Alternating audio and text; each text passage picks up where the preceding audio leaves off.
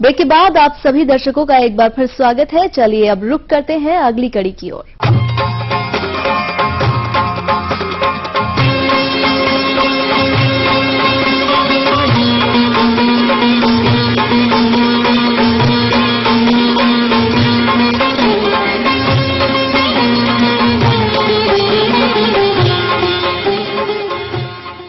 दुधारू पशुओं का पालन प्रदेश के लगभग सभी किसान करते हैं और इन पशुओं से निरंतर लाभ मिलता रहे, इसके लिए आवश्यक है कि आप अपने दुधारू पशु के स्वास्थ्य प्रबंधन पर ध्यान दें। परंतु देखा जाता है कि पशुपालक भाइयों के लापरवाही के कारण दुधारू पशुओं में विभिन्न प्रकार के रोग एवं समस्याएं देखी जाती हैं।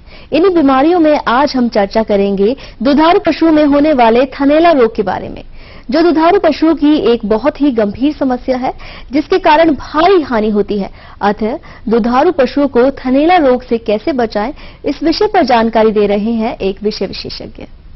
आज मैं आपको जिस सबसे महत्वपूर्ण बिंदु पर चर्चा करने जा रहा हूं, वो है जानवरों के अंदर होने वाला थनैला रोग।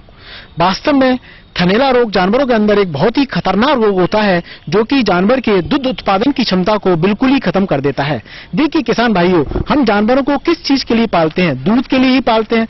और यदि उनकी दूध देने वाली मशीन में कोई रोग हो गया तो सारी चीजें हमारी बेकार हो जाती हैं और उसी रोग को हम थनैला रोग कहते हैं। पहले हम ये जाने कि थनैला रोग होता क्या है। तो वास्तव में थनैला रोग, जैसा कि नाम से पता लगता है कि जानवर के जो थन होते हैं उनमें किसी भी प्रकार का संक्रमण हो जाता है, उनमें सूजन आ जाती है, नंबर एक, जिसके तरीके से हम इसको पहचान सकते हैं। दूसरा ये होता है कि जब भी आप ऐसे जानवर की दूध की धार लेते हैं तो वो धारें जो है या तो फटे हुए दूध की तरह आपको दिखाई देती हैं, या उनका स्वाद हल्का चखने पर खट्टा नजर आपको आता है, या उसमें थक्के नजर आते हैं, या पानी जैसी धार नजर आती है, या उसके अंदर खून नजर आता है। इस तरह का कोई भी बदलाव जो प्राकृतिक रूप से थोड़ा सा भी हटकर है उसको हम थनैला कहते हैं।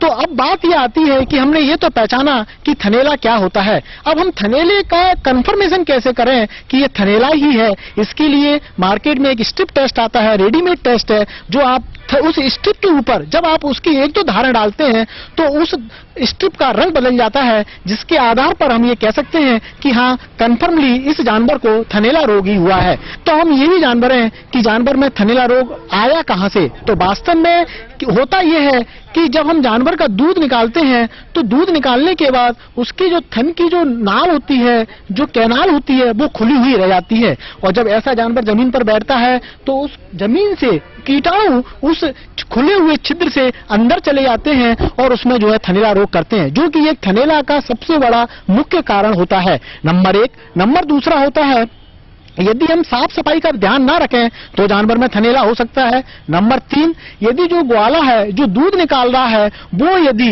साफ सफाई का ध्यान ना रखे, अपने हाथ पूरी तरीके से ना धोए तो भी थनैला रोग की संभावना हो सकती है।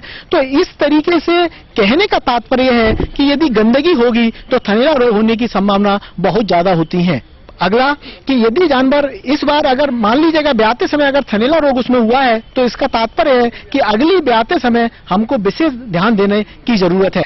तो ये तो हमने देखिए कारण कि जानवर में थनैला रोग कैसे होता है। तो देखिए हमारा निष्कर्ष ये निकल कर आया कि गंदगी से ही जानवर में थनैला रोग होता है, यानी गंदगी को हमको दूर हटाना है। उस गंदगी को दूर हटाने के लिए एक सबसे सस्ता मार्केट के अंदर सॉल्यूशन होता है, वो होता है पोटेशियम परमैंगनेट का, जिसको हम लाल पानी की दवाई कहते हैं। यदि हम लाल पानी की दवाई से उन थनों को उपचारित कर लें तो सारे कीटाणु वहां मर जाएंगे, नंबर एक। दूसरा, यदि आसपास के वातावरण में यदि हम लाल पानी की दवाई छिड़केंगे तो वहां पर कीटाणु सारे खत्म हो जाएंगे, जिसके कारण वो जो है दूध की नली में प्रवेश नहीं करेंगे और थनैला रोग नहीं फैलाएंगे। इसके साथ साथ आपने देखा थनैला रोग फैलने का जो सबसे मुख्य बिंदु होता है, जब जानवर का दूध निकल जाता है तो उसके थन की कैनाल खुली हुई होती है और वो जमीन पर बैठता है तो वहां से कीटाणु अंदर चले जाते हैं। इसका तात्पर्य यह हुआ कि यदि हम जानवर को दूध दोहने के बाद आधा घंटे तक यदि बैठने ना दें तो स्वाभाविक है कि वो दूध के थन की जो कैनाल है वो बंद हो जाएगी, जिसके कारण जो इन्फेक्शन है वो अंदर नहीं जाएगा और थनैला रोग को काफी हद तक रोका जा सकता है। इसके साथ साथ यदि मान लीजिएगा कोई जानवर इन सबके बाद भी थनैला रोग को लेकर बहुत ज्यादा ससेप्टेबल है, बहुत ज्यादा प्रभावित होता है, तो ऐसी कंडीशन में जानवर को ब्याने के 7 दिन पहले हमको 3 दिन तक लगातार उसके थनों में कोई भी थनैला वाली जो दवाई आती है वो इंट्रा मेमोरी डाल देनी चाहिए, थनों के अंदर डाल देनी चाहिए, जिसके कारण थन में जो भी कीटाणु हैं वो सारे की सारे वहां मर जाएंगे और उसके बाद उसमें थनैला होने की संभावना बहुत कम रह जाएगी। तो इस तरीके से इन सब बातों का अगर हम ध्यान दें तो जानवर में होने वाले थनैला रोग को काफी हद तक रोका जा सकता है।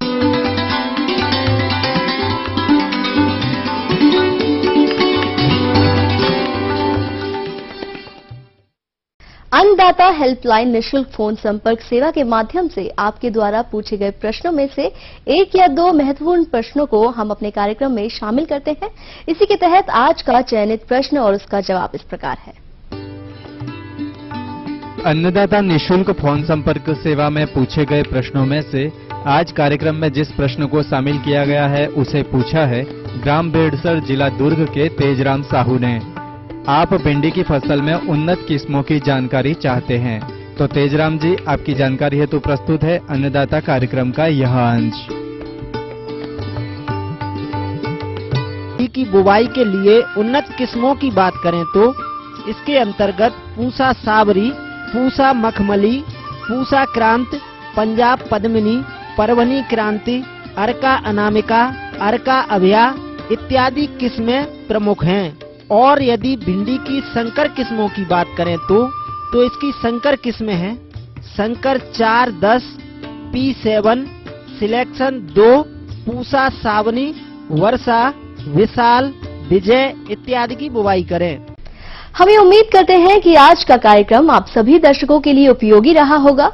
किसान भाइयों, अन्नदाता आपकी सेवा के लिए संकल्परत है। कृषि संबंधित समस्या एवं सुझावों के लिए आप हमें इस पते पर संपर्क कर सकते हैं। प्रोड्यूसर अन्नदाता ETV Madhya Pradesh Chhattisgarh, Ramoji film city, Hyderabad 501512।